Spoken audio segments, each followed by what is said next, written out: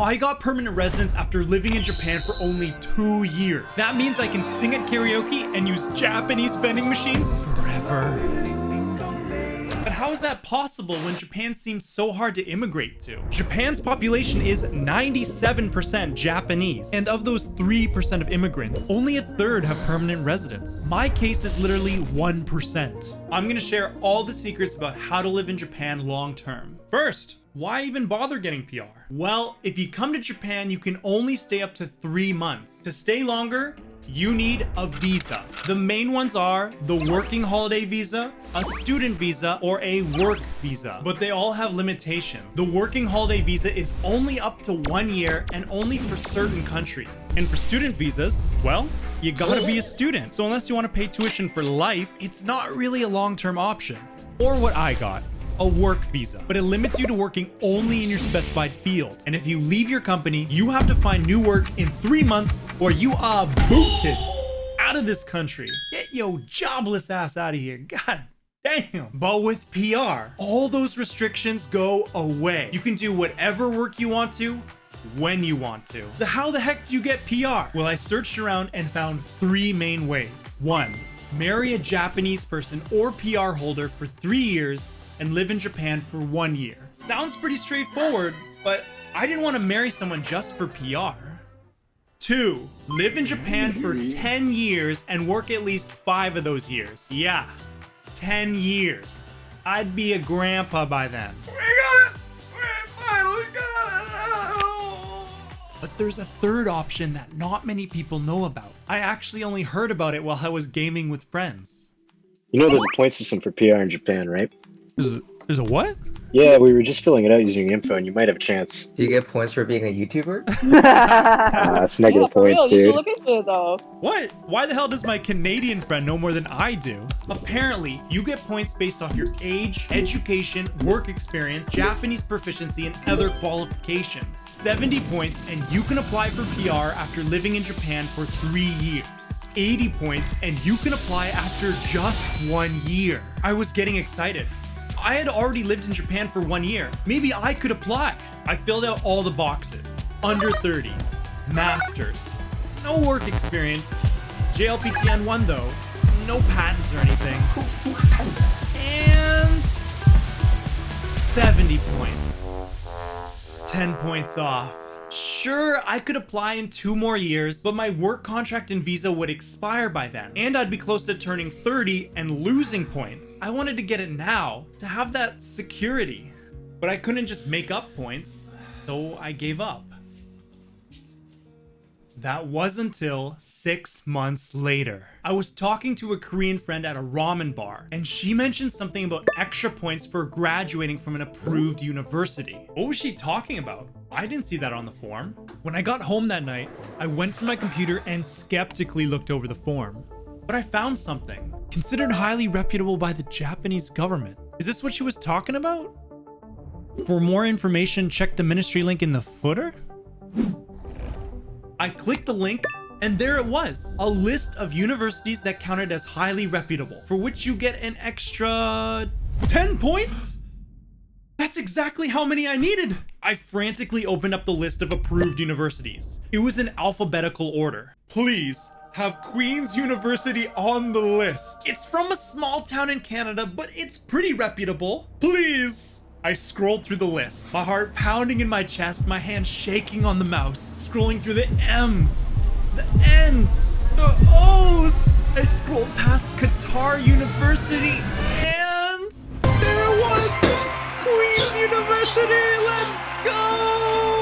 Let's go! I was dancing in my room. I couldn't believe it. I could feel the freedom coming. I'll tell you about the application process, but first, I don't want you to waste 6 months like I did. Or worse, give up completely thinking there's no chance. So I'm gonna explain how to get as many points as possible. First off, These points are called Kodo Senmonshoku Pointo, or highly skilled professional points. The Japanese government wants to bring in people who they believe are highly skilled. The best way to get points is to have a high level of education. You get more and more points for each degree level, with up to 30 points for a PhD. You also get an additional 10 points if you have a degree from a Japanese university, and another 10 points if your university is considered reputable, as we now know. As you can see, this is potentially 50 points from one category. Not all of us want to get PhDs though, but if you're willing to get a master's from a reputable university in Japan, that's still 40 points. The next best way to farm points is to make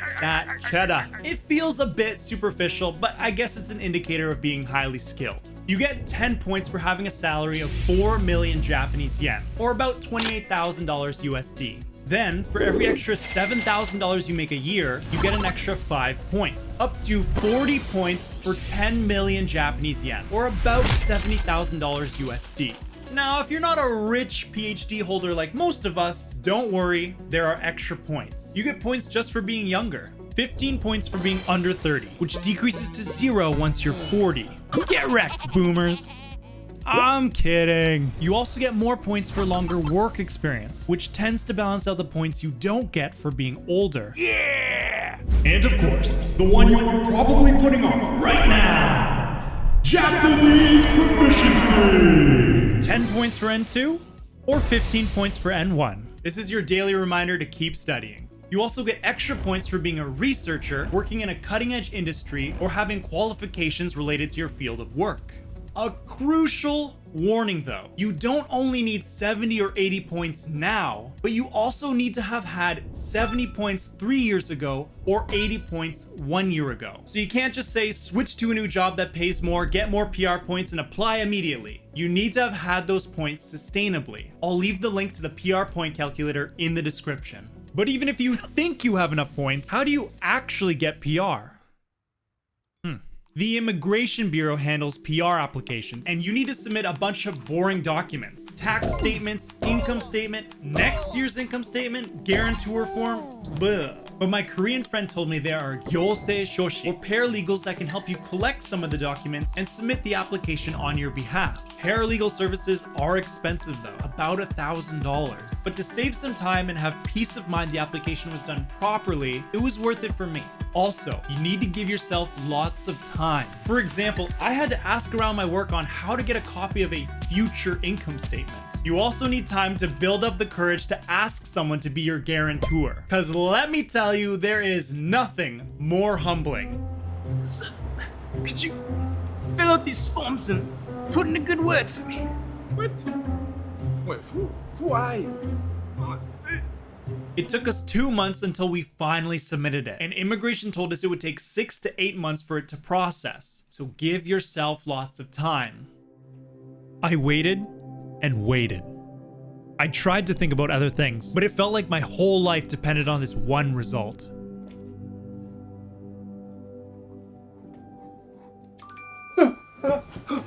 Immigration wants an updated copy of your income statement. Okay, it's not a rejection, I guess. Back to waiting forever, though. Tokuyu, your application has been cleared! Congratulations! We got it! Let's go!